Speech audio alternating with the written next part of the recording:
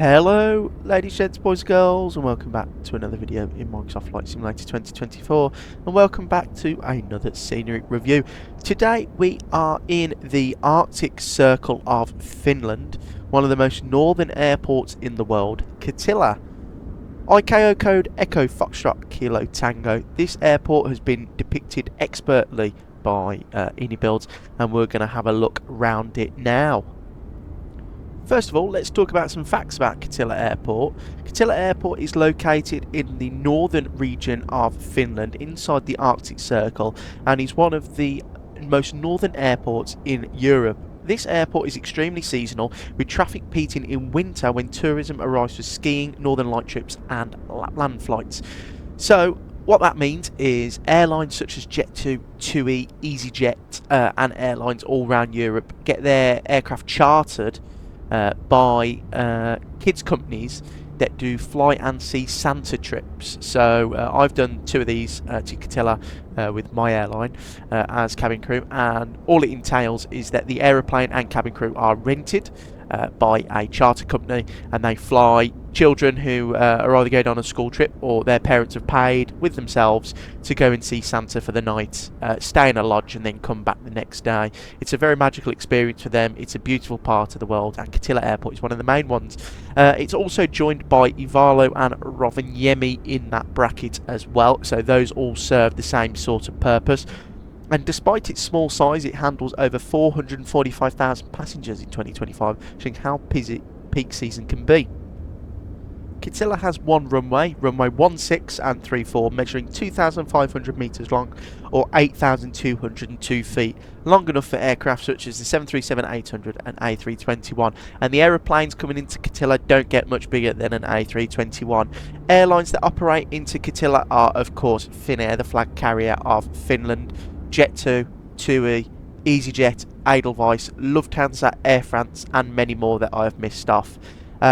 It's a very seasonal airport, and in the summer months only a handful of airlines fly into Kittila. Right, prices, it's $11.99 UK, €11 87 and $15.97, so pretty reasonably priced. It is also a download and install of 1.36 gigabytes download, and when it's installed it takes up 2.6 gigabytes. Moving into the car park now, it looks very nice. It is an IniBuilds airport, so I expect a high level of detail. It's got the correct markings to what I can see on Google Maps. The dimensions are correct to the terminal building. It does look quite nice. There is no interior modelling on this side, but there is an airside interior model. The car park is quite small, as you can imagine, for such a small sort of regional airport.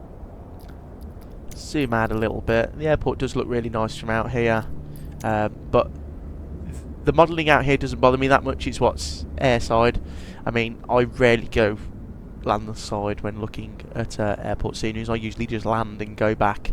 But as you can see, the detail is pretty much what you'd expect from IniBuilds. A little bit less than the other sceneries, but that does help performance. It's a really, really friendly airport on performance. And you could pretty much run this airport with most, if not all, systems. And as you can see, the landside part of the terminal is unmodelled. It's just the external shell. However, if we do come this way, you'll be able to see that the interior of the airside terminal is modelled, which is very nice to see, because that's the bit you'll be looking at the most. Car park's quite small, as I said, and then there's lots of just like barren land, which is correct to what I can see on Google. There's a couple of bears roaming round, and there is I don't know what aeroplane that is. I'm going to say Gripen. Is that a Gripen or whatever they're called? But that is a pretty cool shot, if you ask me. Carrying on with the military theme, this is the military apron over here with two hangars. All the airports in Finland, I do believe, correct me if I'm wrong, are army bases. A little bit like Greece, where all their airports are registered army bases for their fighter jets. But IniBuilds have done a nice job. I mean, it's not modelled very detailed, but I'm not really bothered about this side of the airport. I don't think I'd ever park over here if I was to come to Kittila. And then if we move over to runway 36, the threshold, as you can see, the runway does slope down, which is realistic. And then this airport does not have centre runway lights. It's got leading lights and exterior runway lights. That is, it does not have centre lights. Pretty typical for airports in northern Finland. And also Greece as well, I do find. But as we can see, you've got quite a long distance for the leading lights.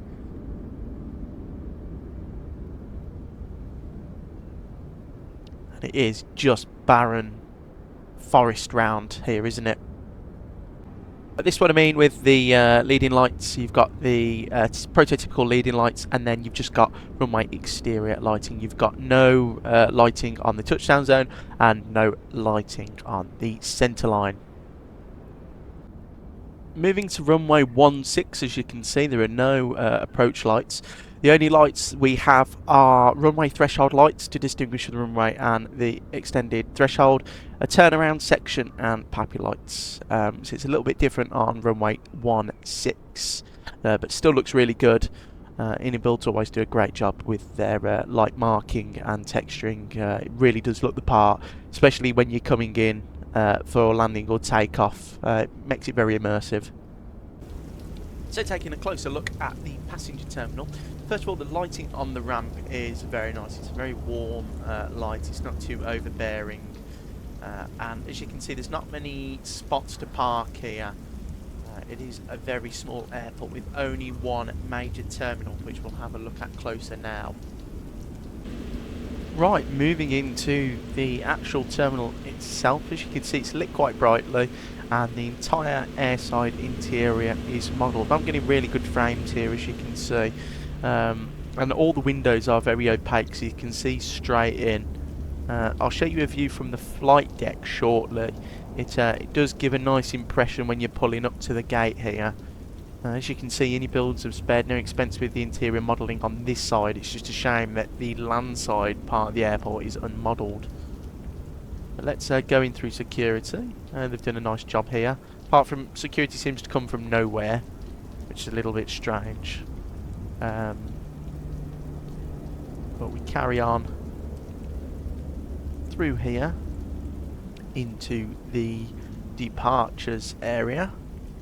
And as you can see, it's modelled really nicely here. It's just enough detail, I think. I don't really walk around interiors, but this is really good. I don't mind them doing this if it gives me good performance. Yeah, really nice.